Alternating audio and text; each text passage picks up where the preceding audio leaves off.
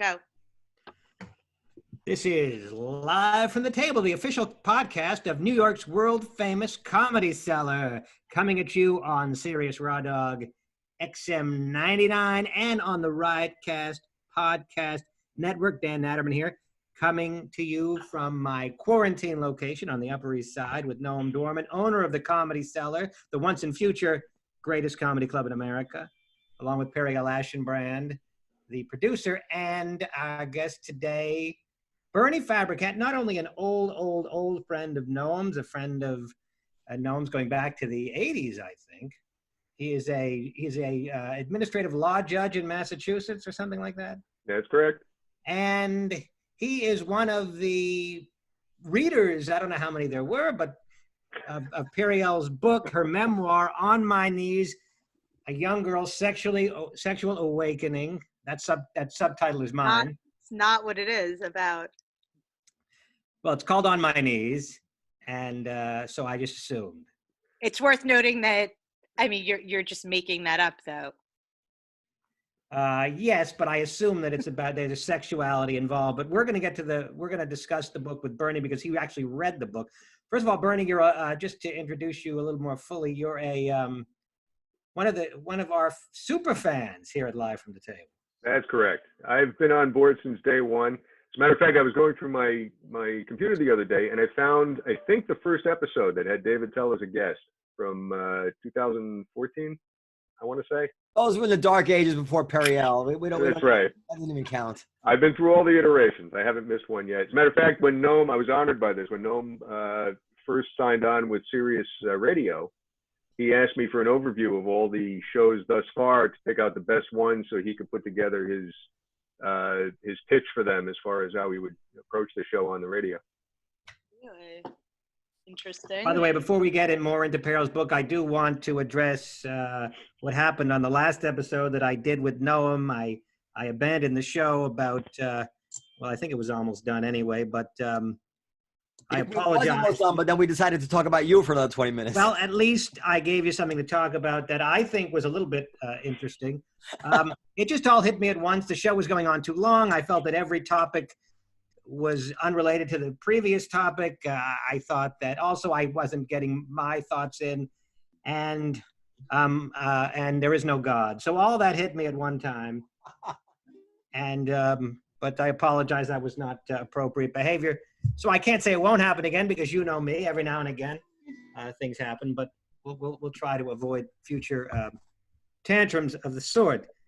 Let us talk to Bernie about. Wait, but first, also, we're going to try to make sure that when Dan's trying to get a sentence out, that he can do so, right? No, he was interrupting me. Here we go. Who interrupted who is not really the issue here. I think the show was dragging on too long and too incoherently. I think we should have cut it off at about an hour and 15, and leave the people wanting more. It just seemed like everything that was brought up had little to do with the previous thing that was brought up. So that was one of my frustrations. Anyway. I like that last background, though. Yeah, I like that too. The guitar one? Yeah. Yeah, but it looks better when I'm in color. It'll actually look like I'm sitting there if I put the whole thing in color, but I don't want to fuck with it now. So go ahead, you guys go. Well, Bernie, have you finished the book? Yeah, of course. This is the book that it's a breezy read. I finished it in a couple of nights. As you can imagine, I read legal briefs all day, very dense stuff. And as a super fan of the show, I keep hearing the plugs for the books at the end of the show. And so after one show, I thought, I'll give that a spin because I don't know much about Periel. I'm familiar with the show, and I thought it would be interesting to see what makes her tick. So I went on Amazon. The only one they had was On My Knees, so I bought that, and I started reading it. And I have to say, I'm clearly not the demographic for this thing, but I was fascinated. I couldn't put it down. By the way, Periel, when was this published initially? Well, actually, it's funny. My book party for the launch of the book was almost 7 years ago to the day. Can you all see that? Yeah, bold and sassy and totally fucking cool. If truth and comedy is my mantra, then the goddess I pray to is Periel Aschenbrand, says Leslie Arfin, author of Dear Diary and senior writer for Girls, which I guess is a magazine. False. Memoir. Girls was a show with Lena Dunham. Oh, okay, right. Yes, that's A little show. Periel, I noticed that there's plastic on that couch. Is that part of the joke? So that was my grandmother's couch. When my grandmother died, I began illegally squatting in her apartment because I had just broken up with my boyfriend, and that was really her couch. Although it came in handy, that plastic cover for this notion of memoirs. I know that was it what was her name that wrote Prozac Nation? Elizabeth Wurtzel. Elizabeth Wurtzel. Was it that book Prozac Nation that sort of spawned a generation of angst-ridden young women and their memoirs? She popularized the memoir genre, I think. She did. Although mine is not an angst-ridden memoir for whatever. I was going to say that. Yeah, this is more of a Catherine Bushnell, Candace Bushnell kind of a book. I was wondering as I was reading it, Periel, did you have an elevator pitch for this with your publisher? Because I have one for you if you don't. Like now, it's already been published. Well, go give it to me. I was going to say this is Sex and the City meets Yentl. That's good. Yeah, see? And I still think you can use it, because if you haven't done so yet, I really do, honestly, and I'm not trying to blow smoke, I really do think this is a good treatment for some sort of a rom-com if you wanted to go that route and get this into a movie. I actually sent that in a text to Dan and Noam about that. Well, thank you. I appreciate that. That actually was always the plan, was to turn this into a TV series. What I wasn't planning on was being 9 months pregnant when it came out. So I looked like that on the cover, but then I would show up at these like interviews looking like I had eaten myself. Well, you don't have to play you if it were going to be a TV series. You could. No, but I couldn't function. Like I absolutely wouldn't play me. But you have to be able to, be like a person. Bernie, I thought you said she wanted to play herself. Well, no, this is well, you want to go through the top 5? Because I had this. Let's go through. Yes. Bernie sent us a list of 5 talking points with regard to the book. So why don't we go through them? Should I introduce them, Bernie, or you'll just introduce them yourself? Well, I always thought it'd be fun when you do it, Dan, because Bernie, in reading the book, he notes that all conventional literary structure is completely out the window. Bill instead of saying, for example, Bill hesitated, but then said the entire book is narrated as if you were sitting next to her at a salon. So I was like, and then she was like, etc. So not necessarily a bad thing from Bernie's point of view, but it was a very, I guess, just. No, he found it disconcerting. It was, to me, it was disconcerting, because when I'm used to reading books where they said, and then Bill turned around and looked me in the eye and said, but throughout she uses, I was like, and he was like, and they were like, and. That's not, by the way. So I imagine Tom Sawyer really disturbed you, Bernie. That, by the way, is called the quotative like. Yes. And non-native English speakers have some difficulty with it. Right, but again, so with that sort of with that structure in mind, I was thinking, well, if you made a movie out of this, the movie treatment that Dan would write of this book would have you opening up the book. You'd be sitting in a salon talking to your girlfriends about something that happened, and you'd start, and it would get all hazy. You say, well, we got to go back to this, and then you'd start the narrative. And then you would say things like, it would be punctuated by your narration, where you would say, oh, I was like, and then he was like, and then, that kind of thing. Well, it's meant to be conversational. So, it's very, I think, informal in tone. Yeah, no, I think I mentioned in the thing here that it fit the genre. It wasn't shocking that way. It just something I wasn't. The dirty stuff. Okay, so let's get to the content of the book. What were some of the things?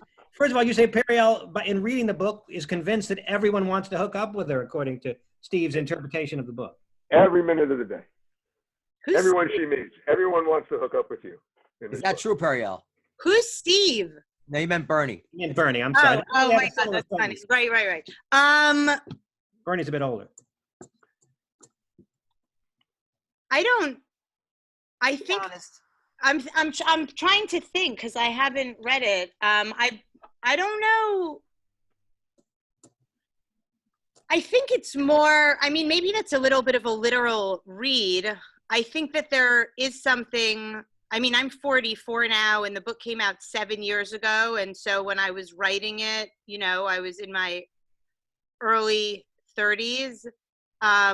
And I would say, did I do that math right, Noam? Did I get that? Well, For a Jewish girl, that was perfect. Go ahead. well, I don't know when you started writing it or how long it took Well, you. I'm telling you when I started writing it. I started writing it when I was 37. 31. I started writing it when I was 31. A long time. Well, yeah, it takes a while to write it, and then your agent has to sell it, and then once they sell it, it takes about a year to fucking publish it at, you know, HarperCollins. Change the subject. Do you think everybody wants to No, I'm not changing the subject. I'm saying that, yeah, I mean, I think that it's not that everybody wanted to hook up with me. I think that when you're Noam's his head's gonna fall off now. But I think that when you're navigating your life as a young, attractive, you know, 30-something-year-old. Yeah, but we're talking about you, Periel. Yes, yeah, I'm talking about me. I think that that's something that I had to contend with. That was, you know, it's sort of, first of all, it's sort of tedious. I mean, at first it is. Don't make that face. It's true. You have no idea what that's like. It sounds awful. It is awful. Well, it probably is awful when you think that somebody wants to work with you or thinks that you're talented. All he really wants to do is stick it in. I would imagine that could be, you know, annoying. It's totally tedious. You're walking into a meeting, you've been busting your ass, you wrote a book or a screenplay or whatever, and then, you know, some fucking jerk off guy is like, wow, I didn't know they made hot writers. Like, imagine Bernie walking into a courtroom and being like, wow, I didn't know they made hot judges. Well, Bernie, it's hard to get used to, but it happens all the time. I will accept that yeah, if you're not taken seriously for whatever reason in life, you feel like people are not taking you seriously. That can be upsetting. But on the whole, the people who've gone through life hot and attractive that everybody wanted to hook up with would not trade places with the people who nobody wanted, who were not in that situation. No matter what, fine. That's no not matter what, I think that wasn't the question. The question was, did you feel like everybody was trying to hook up with you? And it's not that everybody was trying to hook up with me, although a lot of people were. And to be fair, I hooked up with a lot of them. That's my next thing on the list, actually. What would cause you not to hook up with somebody back in those days? I mean, probably if I wasn't attracted to them. Yeah. Go ahead, Dan. We had Ophira Eisenberg did our podcast a few years ago. She wrote a book called Fuck Everyone. And it was a book about her being promiscuous, or if you don't want to use that, whatever the most of sex positive, however you want to qualify it. And I said, she didn't specify the number of men she'd had sex with in the book, but I said, well, how many men have you had sex with? And she said 40. And I thought to myself, well, that's certainly a nice number, but if you're going to call your book Fuck Everyone, 40 seems a little bit unimpressive. 40's a lot. Well, but 40's a lot for your average person, but you're going to write a book called Fuck Everyone. You know, if I wrote a book called, the Confessions of a Champion Boxer, and I was a decent amateur, I don't know if it merits a book. And I think that 40 is an impressive number, but I don't think it merits a book. Wilt Chamberlain claims to have slept with 20,000 women. That's insane. And his book was about basketball. Now, it wasn't even his main talent. The title was "Boy Am I Tired," wasn't it? So, now, Periel, is 40 a number that you surpassed? I don't think so, but I mean, I don't think that I ever really thought of myself as particularly promiscuous. Right. No, your book's not about that. That's a separate question. I was just talking about. My parents might watch this. Here's the thing. I learned when I was 19 or 18 years old with the second guy I ever had sex with, that you know, there was nothing more in it for him except for just fucking. And so I realized at a very young age, that, you know, that's all it is. And that's all it has to be. And I think that girls generally don't learn that. For you guys, take it for granted. Like, you fuck somebody, you get up, you leave. But for us, we have this like emotional attachment that. You go ahead, Burnworth. I was going to say that might be Dan's life. I don't recall ever getting an easy glide path on that one, but I'm going to let you off the hook a little bit, Periel, because you don't have to let me off the hook. But I'm saying, I think I took that with me, and I think that was a really valuable thing. Well, if you can do it, I don't think everybody's built that way emotionally to be able to have sex without any feeling behind it, you know, attached to it. When I say to let you off the hook, my observation was there's more to it than just you thinking everybody wants to have sex with you. It comes packaged with this confidence that you have throughout the book. You have a certain moxie, right? Mm-hmm. And it comes from the confidence of knowing, you know, that you're attractive in the world, but you have these other gifts, obviously, that you think you can share with the world. You're a writer. You don't want to be just taken at face value, but you know you have that in your arsenal of things. Right. But the flip side of that is you talk about it an awful lot, and in the book. And very, very sexual. I got that vibe pretty much straight away when I met her. That's I'm not saying interesting. You know, she's you know, sex positive, whatever the word you want to use. Is that you know, a lot of Jewish girls seem to be like that. I don't know. You see that all the time. Is that true? Is that like a thing? All I know is every time there's a book about sexuality or sexual awakening, it's a Jewish woman that wrote it. Now, maybe that's just because Jews like to write books. But it does seem to be something that, you know, Dr. Ruth is Jewish, for example. Well, I guess there is a kind of power that comes with that knowledge, right? Which knowledge are we talking about now? That people want to fuck you. Yeah, okay.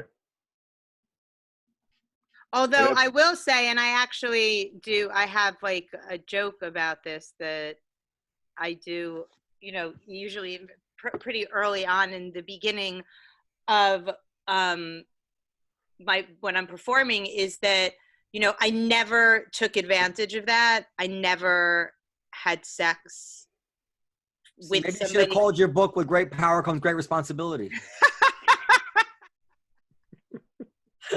Well, you guys use that power in a different way, right? Like, you get to become wealthy and old and then get beautiful young women to sleep with you.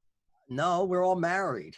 I'm married 31 years, Periel. Well, I mean, you know, the exception doesn't negate the rule.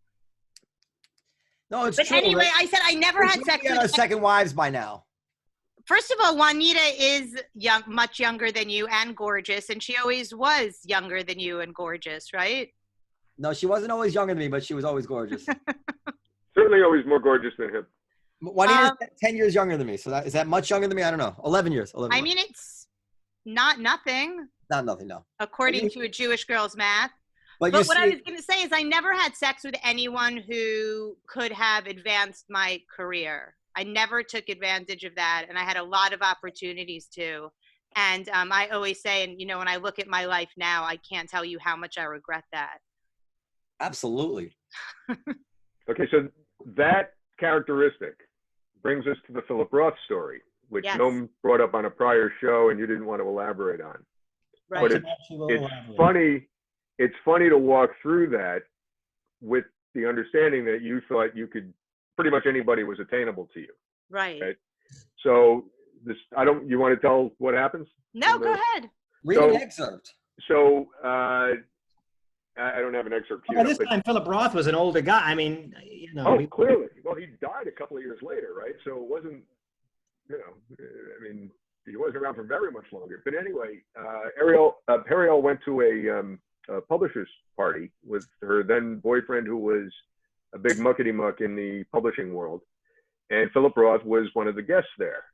And she, of course, she writes that she got very excited knowing this as a writer, and to meet someone like Philip Roth, of course, is a big deal.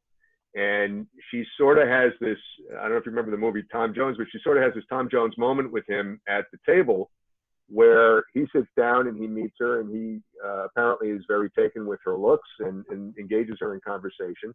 And he's eating a big bowl of cherries, and he starts sharing these cherries with Periel at the table. Am I getting this right so far, Periel? Yeah, I mean, you're, a little bit. It's okay. For all He's intents in and his purposes. 70s by this time, or? Yes, well into his 70s. We've totally lost Noam here. Now you don't have to feel bad for leaving last show.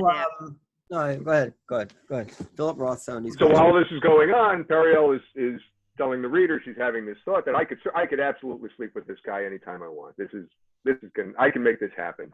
And so the thing with the cherries is going on, and then at some point in the evening they part company, and I'm not sure if they trade information or if you get it after the fact, you find out where he lives after the fact or whatever. He wrote down his address for me. Right, and you couldn't wait to tell your mother. This is the other part of it. You couldn't wait to tell your mother that you almost screwed Philip Roth. Right. And your mother is in complete disbelief. And you Yeah. say, no, really, Ma, he was there. I could have done it.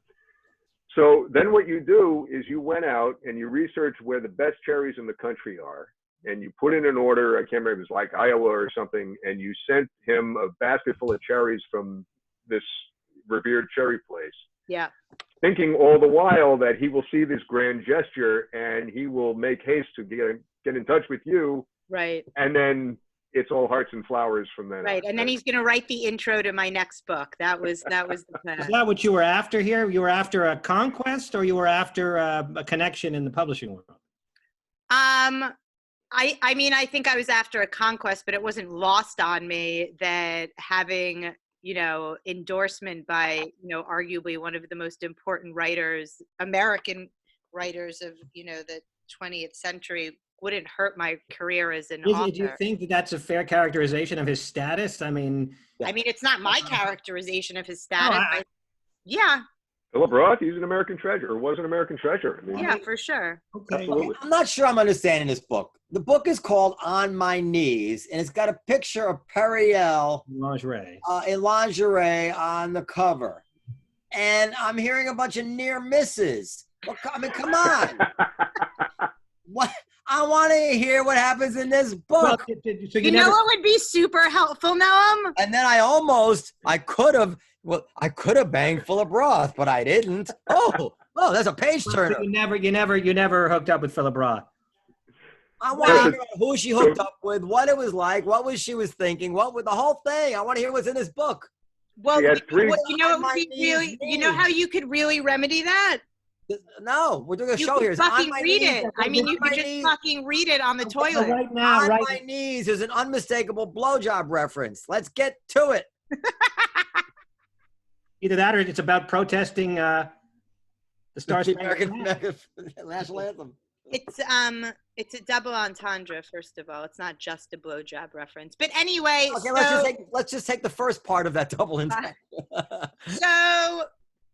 So I find out. So first of all, he was incredibly flirtatious. I mean, he was really like over the top, and I figured out, like you said, Bernie, where I could get, the best cherries in America. And I found this farm and I sent them to him, and he wrote down his address for me, which I actually was just in my apartment in the city the other day. And I took a picture of it because I knew that Noam would be like, he didn't really write his address down for you. Oh, you know me so well. That really was the part of the story that I was really going to focus on. Anyway, so I sent him this huge basket of cherries, and I never heard back from him. But even had you betted him, how impressive is it really for almost any young girl to bet a man in their 70s? I think it depends who that man is. How about the Pope? How about like Mick That's Jagger? impressive. I don't know that Jagger would be that impressive. I think Jagger Dylan? would anybody. He may not call you back the next day. Right. Is there any actual sex in his book or not? Yeah, well, she talks about having sex all the time, Oh, can we hear and about that? she also has a foil named Hannah, her best friend, Yeah. who she also puts some weird sexual proclivities on. But But here's the thing. So the focus is on really three great loves in her life, right? Noam, who's the other one, and Not Guy. Noam Dworman, another man named Noam. Another man named Noam. Yeah. I can't remember the name of the publisher guy. Nico. Nico and Guy. Yeah. Right? Yeah. And you married Guy. Yeah. Okay. So it's a lot of that. And she talks about her butthole a lot. Yes, and she's very fastidious with her anus. This is Well, this is something that I've never seen in print before. Not even Portnoy's Complaint talks about this kind of thing. If I don't hear about some sex soon. No, it's not a book all about sex. What is it all about? A little bit about. Is there any sex in this book? Yes. Does it talk about what you were thinking while you were having sex? I actually don't remember. It's been a minute. Does it talk about what position you were in? Does it tell anything? Does it tell like whether you had an orgasm or not? Something about sex? I think you're looking for go to xx whatever n.com. I mean, it's not pornography. But it's called On My Knees. It's got to have at least but one sexual chapter. I think Godfather has a great sex scene, and that's about gangsters. It's got some. Why don't you read the fucking book and get back to me? Okay, easy. Oh, yeah, but we accept that the show is going on now, and Noam apparently, insists on hearing a sexual anecdote from the book. Okay, forget about it. Okay, let's talk. No, I'm really. I don't know if I'm going to. Periel, on the last episode I did with Dove, the bonus episode, Periel told a very disturbing story about her anus that I didn't need to hear. Quite honestly, I don't know that Dove. I haven't spoken to him about it, but what his reaction was, he was polite about it. I don't know that he wasn't equally as troubled as me. But it was she apparently Periel had a doctor's appointment for a hemorrhoid, and she had to, but it was via the internet, like it was a telemedicine. So she had to put her butt again, facing the camera. I found the whole story very disturbing. To be honest. That kind of thing is in the book. She talks about how she's bent over in half in front of a mirror with a flashlight and a pair of tweezers, and just trying to. I quite frankly am not sure still what you were trying to do down there. But then after she does it, then she has a little discussion about it with her boyfriend, and then, goes back to that. There's a lot of stuff about the anus that is a little bit much for me. My daughter did that to me when she was like 5, or she had something on her, vagina that was like, I don't know what it was, and she couldn't see it. So she comes back, she hands me my phone. She says, "Daddy, take a picture of it for me." Because she wants me to take her so she can see it. She wants the picture. I'm like, no, I'm not taking a picture. Like, you go to your mother. Go to your mother right now. I'm not taking a picture. Leave me. So it was so like sweet and naive. Like, take a picture, Daddy. I can't see it. Anyway, but she wasn't 34. You're not in your 30s in the book. You're in your 20s in the book, no? Or I get the impression you were younger. No, I was in my early 30s, late 20s. I don't think that we should be embarrassed to talk about these things. Like, I don't, it's like, it's fine. Theoretically. It's not a big deal. Like, it's okay. Maybe it's. I'm sure all three of you have had hemorrhoids. There's no reason why. Maybe I'm a little old fashioned. Maybe you could even regard it as a misogynistic, but I feel that a lady should be a lady. And yeah, that would be that would be the definition of not talk about that's not the definition of misogynistic. You don't hate men if you think they should be masculine. Look, like for example, we had Lindsay Jennings on a couple of episodes ago. A lovely girl, beautiful girl, but she started talking about farting and she lost me. There's certain topics that when women talk about it, I get a little bit. Yeah, I didn't even find it believable when she said she farts. Well, no, she said that a man, one of his fetishes was farting, and that he wanted her to fart, or something like that. This was the suicide girl? It's the suicide girl. Yeah. Periel, first of all, I'm not buying it. All right. First of all, you say we should be able to talk about it. But we should. It's not that big of a deal. Yeah, but the reason, but there's an inherent contradiction in what you're saying, because you get mileage out of talking about it because you know that it's a forbidden subject. Like, if it was just like a mundane topic like washing your car, which is kind of what you're pretending it ought to be, or clipping your nails, you wouldn't even talk about it. It's like not interesting, but you know it's interesting. It is because interesting. you're not supposed to talk about it. And like, we should just talk about this, but then you use that to reel people in. You're right. That's true. But I mean, that's not like disingenuous. Like, okay, yeah. I mean, I think it is interesting. It's interesting, but it shouldn't be embarrassing. That's what you're saying. What I'm saying is it's neither interesting and it is embarrassing. At least that's how I react to it. Here's the thing. I think that how do you get a hemorrhoid? Well, one of the ways that you can get a hemorrhoid is from having anal sex. Yeah. Oh, I've never had that.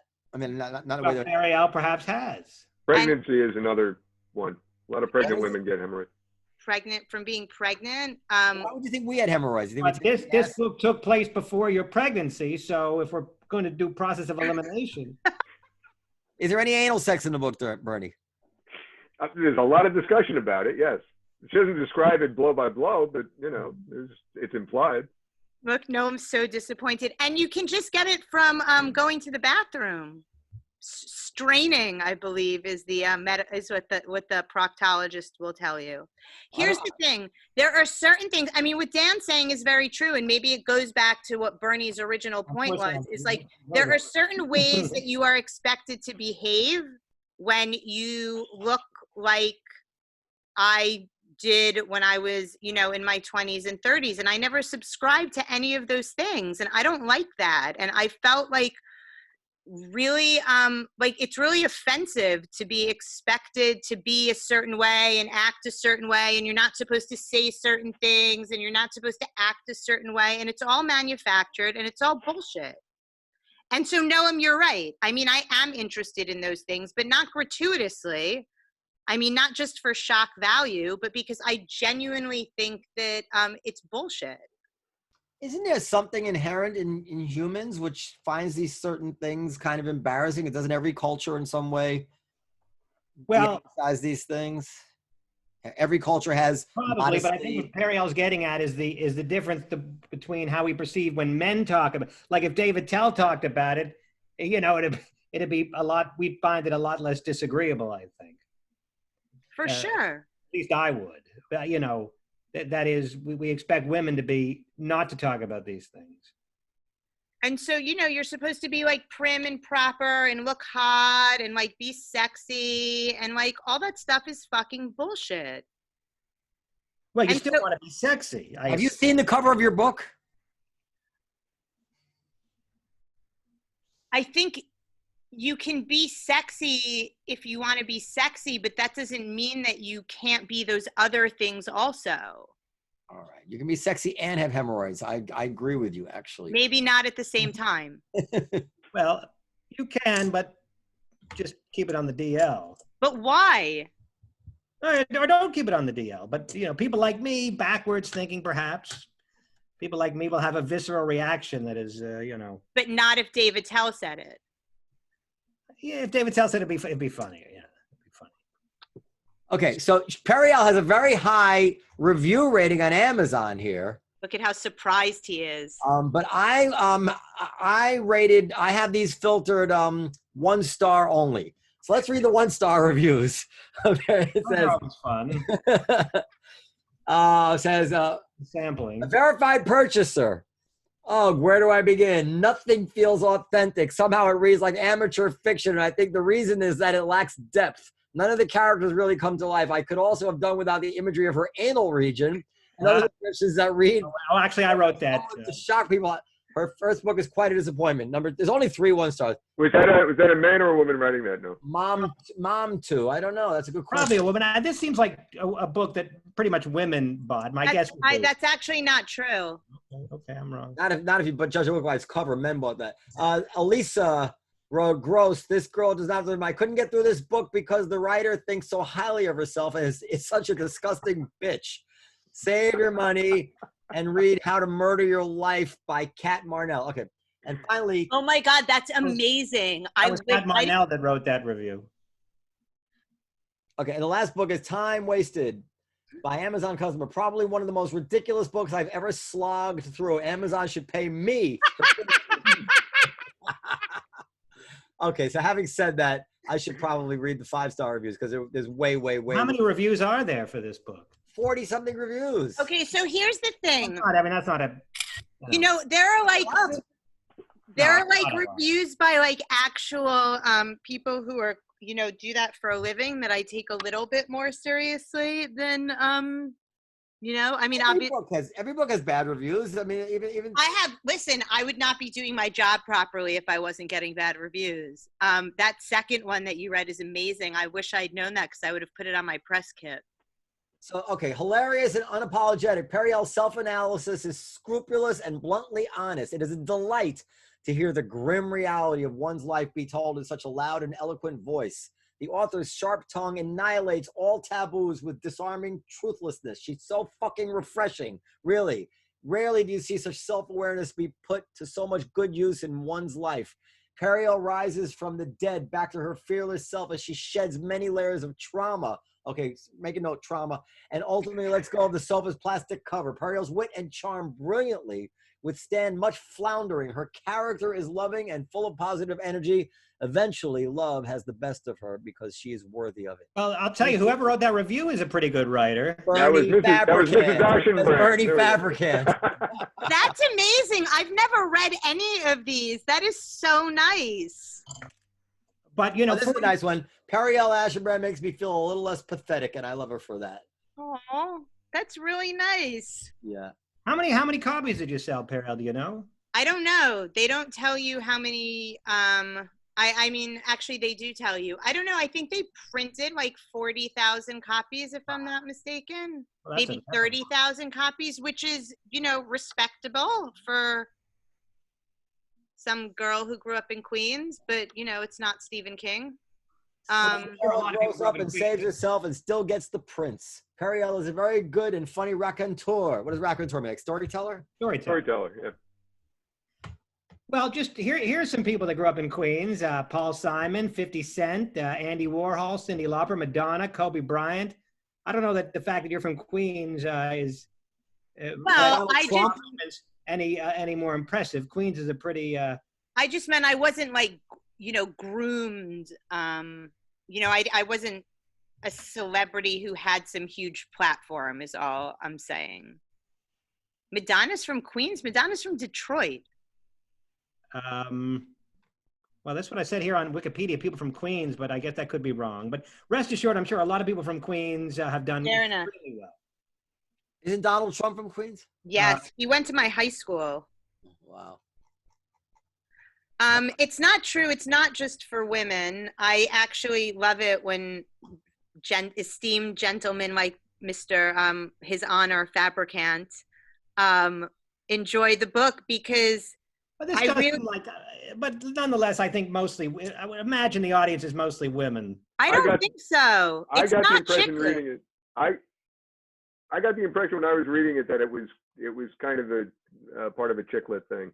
And again, that's why I thought, now don't get me wrong, I watched the whole Sex in the City series too, so I could enjoy that. But I honestly thought kind of Sex in the City meets Yentl. That was my thought. And I thought you were all three of the lead characters in Sex in the City in this book.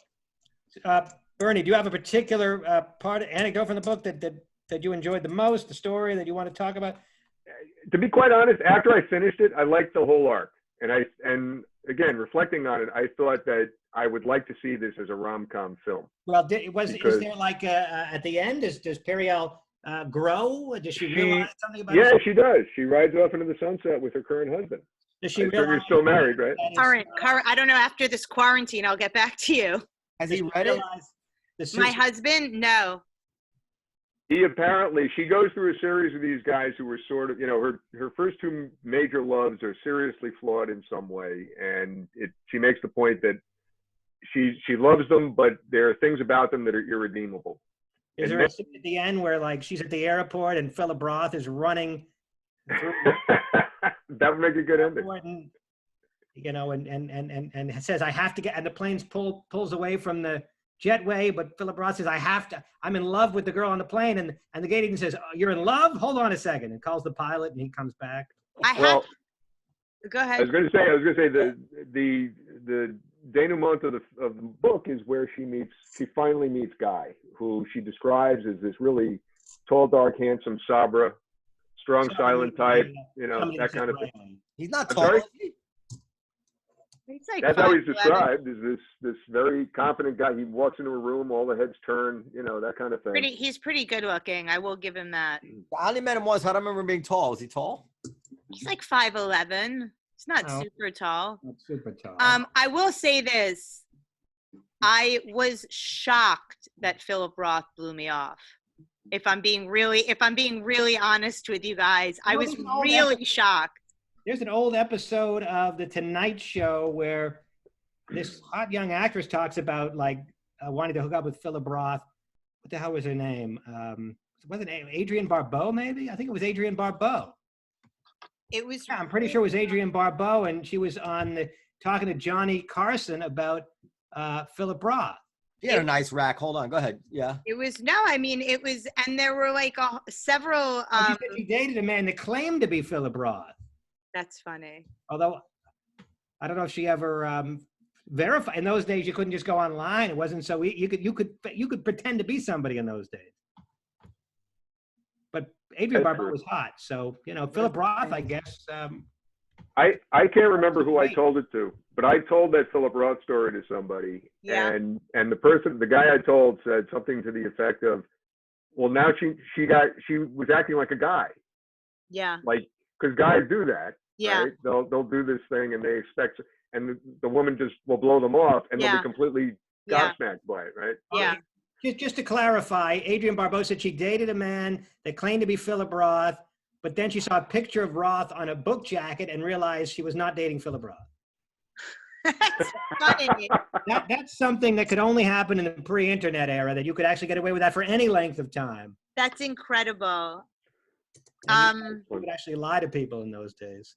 But so it really was humiliating to get blown off by him. And then what happened is that I got an invitation to this very fancy literary party that I think that they had called me and said that like he had invited me to or something like that.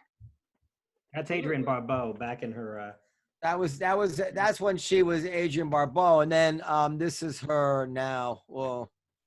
Well, I think she still looks pretty good now. I mean, does look good. She looks great. Oh, she played Rodney Dangerfield's wife in. Was that her? Okay. Back to School, I think was the movie. Yeah.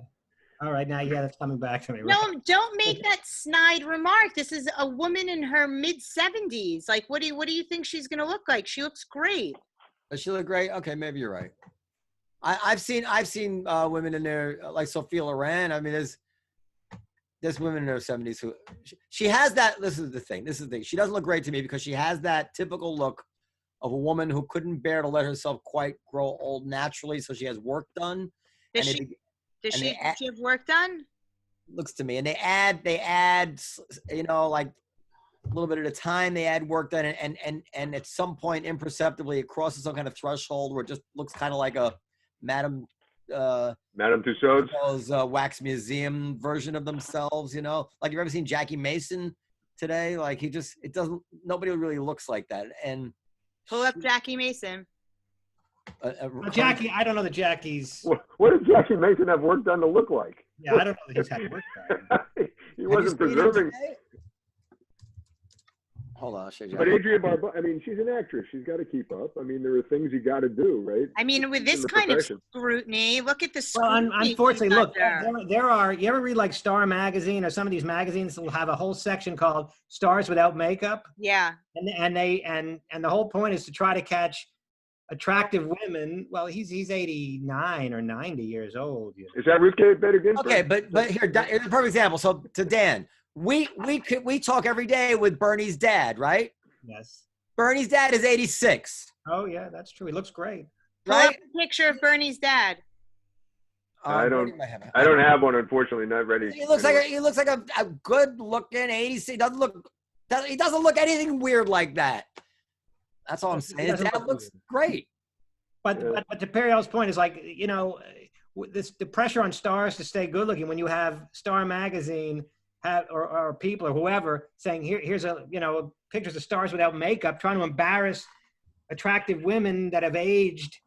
And it is the scrutiny, and people make fun of aging women especially, but men too. You have people like Noam pulling up pictures of them on the internet. And I've caught myself doing it too, seeing a picture of an aging actress and being like, oh God. And then I stop myself and say, well, it's just kind of a horrible thing to think like that. But then again, look at that. 65 years old. She's 65, yeah, right. Sophia Loren is super hot. Wow. So is Lauren Hutton. Have you seen Lauren Hutton? She looks amazing. Sophia Loren now. Okay. I mean, I don't think she's been. I mean, she might have had some surgery done as well. I don't know. I mean, these pictures are so airbrushed. And all of that. Right, whatever. In any case. In any event, the point that I was making is that I got an invitation to this very fancy literary party that Philip Roth had invited me to, that I thought I was finally being vindicated. And I was so excited to go. And I was picking out my outfit. And I was like, I'm finally going to be able to fuck this guy. And then I got an email like 3 hours later telling me that they invited me by accident. Oh, I forgot about that part. Yes. I didn't even know I mean, that's horrible. Why did they just let it slide? It was so humiliating. Couldn't they just let you come, and you wouldn't have ruined the party that badly?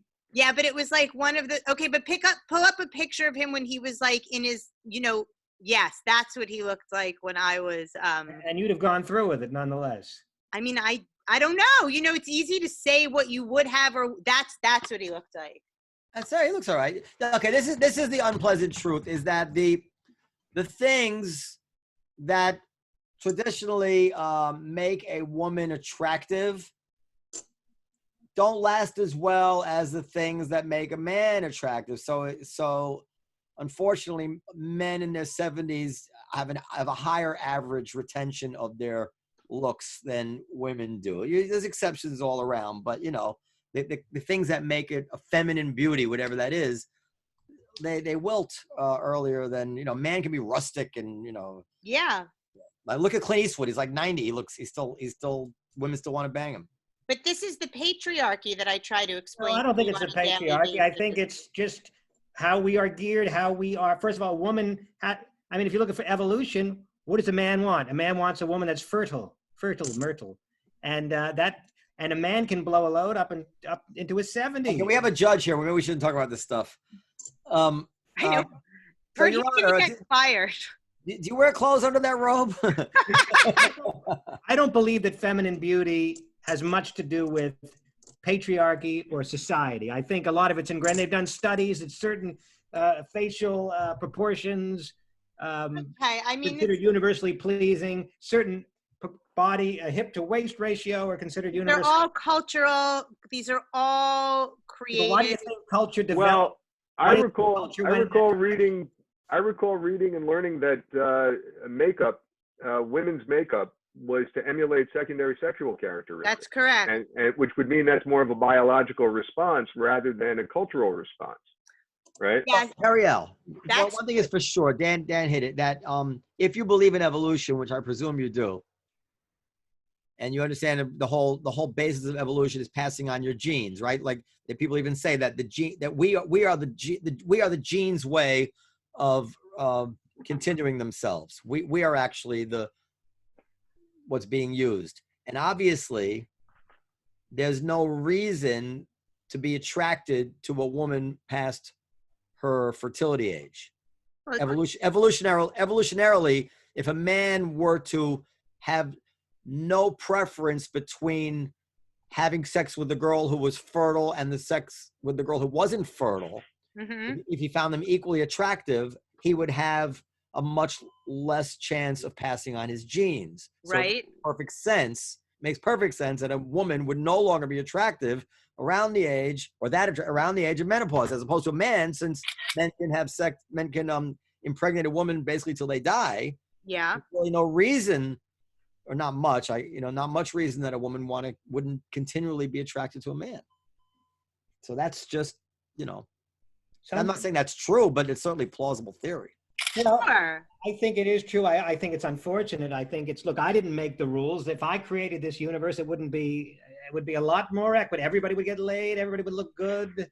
Well, I Always want looking out for number one, Dan. I didn't invent this hell that we're living in called life and the rules that we have to obey. Okay, but when you women look, losing their looks and men too. But Periel, I want to tell you something. Don't feel bad about Philip Roth, because obviously you're still carrying the scars of being turned down by Philip Roth. But I want to tell you this. How old was he at the time?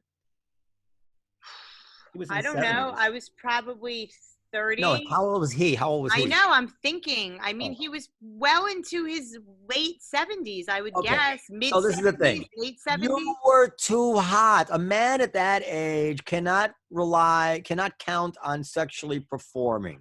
And the last thing he wants to do, be humiliated Well, that's an interesting point. by not being able to please a young, hot girl. You think you can't believe he turns you down? I'm telling you, the way you came on too strong. You intimidated him. Who knows if he could even get it up? That was pre-Viagra days, probably. That is certainly one possibility. Absolutely. I 100% agree with Noam that might have been the reason. Well, when I took his diaper Another reason off, was he wasn't it was interested. fine. You Thought could you have were killed saying. him. I don't know what to tell you. Well, that is a very kind read, Noam. No, I'm totally appreciate it. serious. Listen, even when I was in my 40s, if the girl was super hot, it's a little intimidating, like oh my God. So, but in your 70s, moving on 80, who knows what's working and what's not working? He was incredibly I mean, he was like over the top flirtatious. Yeah, he was having fun. Right. Well. Was he single at the time? Does anybody know? Yeah, I think he was. He was? Yeah. Don't you remember the joke about the frog? No. Ugh, What's the joke about the frog? the old man's walking down the beach, and the frog says, "Old man, if you give me a kiss, I'll turn into a beautiful woman. I'll give you the best blowjob you ever had." The old man keeps walking, and the frog says, "Old man, did you hear me? I said, if you give me a kiss, I'll turn into a beautiful woman and give you the best blowjob you ever had." So the old man picks up the frog and puts the frog in his pocket, and the frog screaming from the pocket, "Oh man, didn't you hear what I said? You have to kiss me and I'll give you the best blowjob you ever had." And the old man says, "I know, but at my age, I think I'd rather have a talking frog." So you were his talking frog, Periel. Maybe. He was flirting with you. He's having fun. He enjoyed you. He didn't want the blowjob. He wanted the talking frog. Right. You were the talking frog. Well, I love that joke. maybe. Did I tell it all right, Dan? Yeah, it's fine. It's Okay. a funny joke. No, it's hard to tell a joke. But go ahead. All these jokes that people, I mean, sometimes I hear some of these street jokes and I wonder why are comedians even in business? There's so many good jokes that have been written. we don't even know who wrote them. Yeah. I want to tell you guys something. They're a lot better than a lot of jokes that, comedians tell, whatever. You guys have a I jaded. thought of the talking frog bit.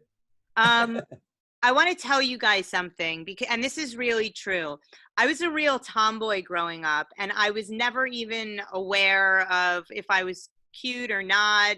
I never really paid attention to that stuff. I was always, I had a big mouth and I was funny, and I had a lot of guy friends, and I had a lot of girlfriends too. And when I sold my first book, On My Knees is my second book, I was 26 years old, and my agent told me that they wanted to use a picture of me on the cover of the book. And that Penguin wanted to use a picture of me. Penguin published my first book. And I was so enraged and confused, and I was like, why do they, but there was no Facebook then, like there was nothing like that. And I was like, why do they care what I look like? Why, like this book has nothing to do with anything like that. Why, because they think I'm hot? And whose choice was it to pose you nude? It was mine. It was mine. I mean, I designed and creative directed the covers of both of those books, but I realized at, 25 years old that like, I was either going to have to get on board and use this to my advantage or not. But it really is, it's a jarring thing. And And, you know, you could argue with, you know, the sort of decisions that I've made. But Can I ask you something about what you just said? sure. 'Cause I'm a little confused. So you seem to be angry that they wanted to put you on the cover.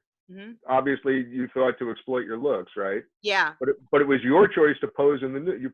For those who don't know, Periel's first book has a picture of her in the nude Yeah. on the cover. That's But right. that was your choice. Right. Well, I said, well, if I'm going to do it, I might as well fucking do it.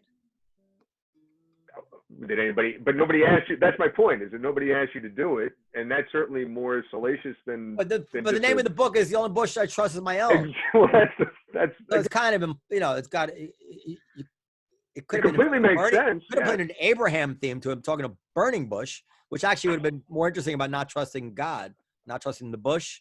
But anyway, but yeah, you chose to go the obvious route and have your own bush. But Well, it was also a riff on George Bush. I know. Okay. But and my bush or lack thereof. But in any Nobody event, has a bush anymore. That's sort of a anachronism, is it not? I think it came back a little bit. I don't know. I mean, you would know better than I do. Well, the last one I've seen, it was the last vagina I've seen, and please no jokes about pedophilia. We don't need that. Was an adult woman, and she was completely without hair. You know? Okay. Completely. Yeah. So I mean, that was in 2019. So at least my experiences aren't really, they're limited. You might have to talk to another comic to really get a better sense of what's going on out there. But I think the fully shaved is still in style. Mm-hmm. Noted. Well, on that note, we never got to Periel's anus, but I guess we can make this a 2-part episode if you want. We did talk about somewhat about it, but neither you nor I were that anxious to delve deeply into her anus, if you will, if you pardon the formulation. You guys are too much. What can we have some law questions now? Well, if you have any, Bernie If you have any. is I deal with a very slim specialty. So what's your specialty? it's workers' workman's compensation. Yeah, there's not. Look, let's face it. I mean, there's a reason John Grisham never wrote a book about workman's comp. Although maybe there's something in there that could be made into a book, but generally it's not considered fodder for fiction. But how did you meet Noam? You met Noam through your younger brother, right? It was your younger brother. No, actually, well, this is kind of funny. I don't even know if Noam remembers this, but I was his student advisor at Tufts when he first came to Tufts. Yep. You were on my list of student advisees. Yeah, I was a junior when you came on board. I never met you. I know that. There were 2 that never met me. You and Caroline Kennedy was also one of my. Really? Caroline Kennedy Schlossberg? Yep. Went to Tufts? Yep.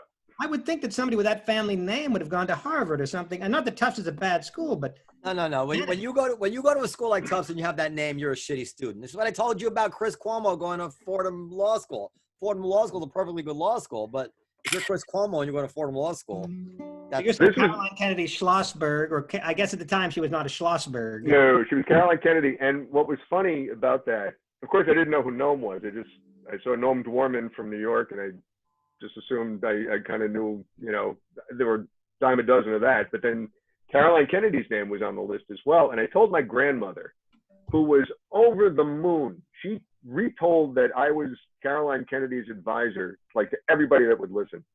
And I was embarrassed to tell her, she went to the grave not knowing that I never met Caroline Kennedy, because Caroline Kennedy, her feet didn't even touch the ground at Tufts. She lived at an off-campus hotel or something and never showed up. It was like, she was like the football player in Fast Times at Ridgemont High. They just they didn't even know if he goes there. Right. It was that kind of thing. It's a good reference. And by then, Noam had met my brother, and they became roommates and best of friends. And not Steve, Don. I'm looking some old pictures. Caroline was very cute. Yep, she was a Kennedy. Yeah, I guess they're all good looking. I mean, we're pretty ugly in that family. One of my best friends in my class went to Brown with John. and he always said to me that John had he just had an aura about him. You know, there was just something about him. You knew he had stature when he walked around. He was apparently very nice, but there was something about him. Why would you want to be a student advisor? Is that like? It was just one of those things, you know. People just to show them around the campus and answer questions about settling in. Why do priests want to, And why didn't you ever meet me? I probably just didn't show with up. altar boys. You didn't show up. That's the way I was. I met a bunch of people. I reached out to everybody on the list. You never responded. Thought he could bang Caroline Kennedy Schlossberg. Yeah. You and I did talk about this way back in the day after you had met Don, but. So you know how everybody like brings their kids up to college and all that stuff. I went to college by myself. I packed up a car. My father never visited me in college for 4 years. I did everything myself. Very independent. I didn't bother with orientation, or I did the same thing in law school. I never even went to orientation. It's just it's so tedious to sit in those things. I couldn't take it. So anyway. Yeah, a misanthrope even then, huh? I don't know if it's misanthrope. I just you know what? It's a little ADD maybe. It's a little ADD. I always do have trouble sitting still. You were friends with were you friends with Tracy Chapman was there when you were there? Yeah, I was friends with Tracy. I mean, I wasn't friends.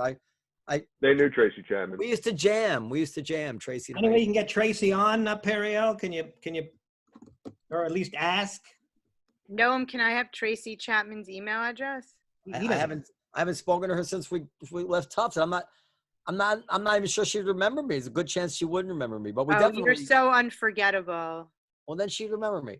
But there's a story about you working at a convenience store and buying a big house and living in the suburbs. She wasn't an economics major at Tufts. Well, there's a story. Brian Kopelman is involved in that too, right? Brian Kopelman. Yeah, he discovered Tracy. His dad. He discovered Tracy Chapman at Tufts and brought her to his dad, who got her a record deal. Oh wow! And there's also, isn't there a story about you and Don thinking you won the talent show until Tracy Chapman took the stage? Yeah, we were sure. We sure it was in the bag till the last act went on, and sang "Sorry, it's all that you can say."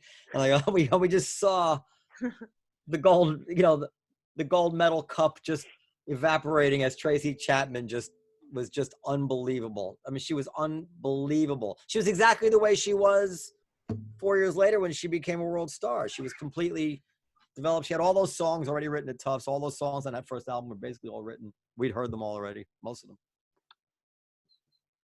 And then Steve Periel, right? Yes, I know, and I'm a big fan. Steve was the best man at Noam's wedding. Just to be clear, there's Steve Fabricant's brother. Steve is known. He doesn't like. I'm not even going to say that because he always gets angry when I bring this up. But he has a nickname that he doesn't love. Little Dick? No, not that one. The other nickname. Oh, no. But he's a beloved member of the Comedy Cellar family. He works outside, and he's the one that when you come to the Comedy Cellar, back when the Comedy Cellar was open, and he would have the list of reservations, and he would and you would come over and say, yes, my name, whatever, Smith. And he would say, Smith too, okay.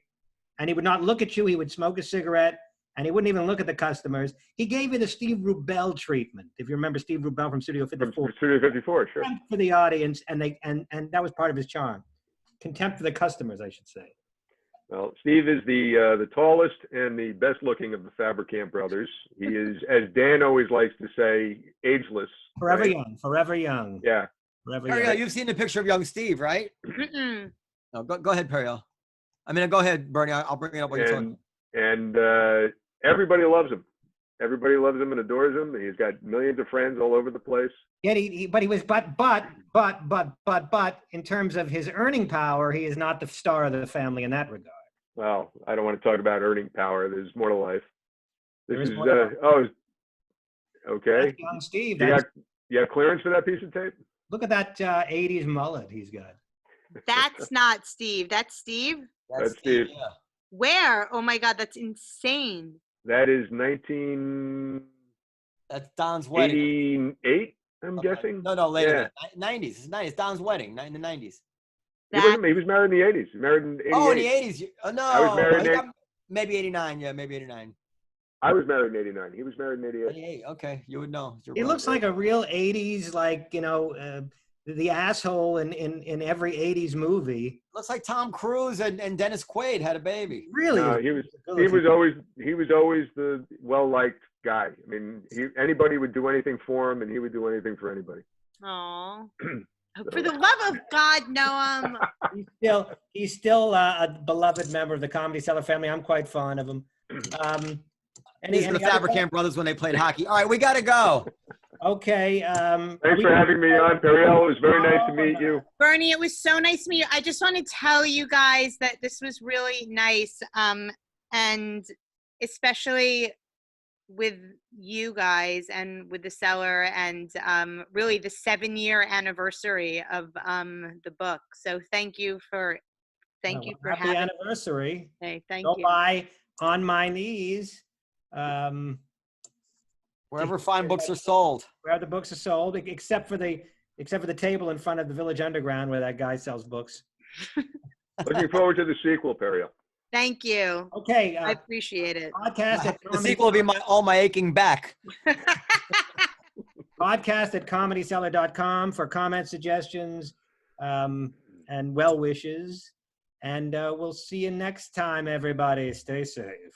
Adios. Bye-bye. And you can follow us on Instagram at Live from the Table. Wah, wah, wah. Wah, wah. Bye, Bernie.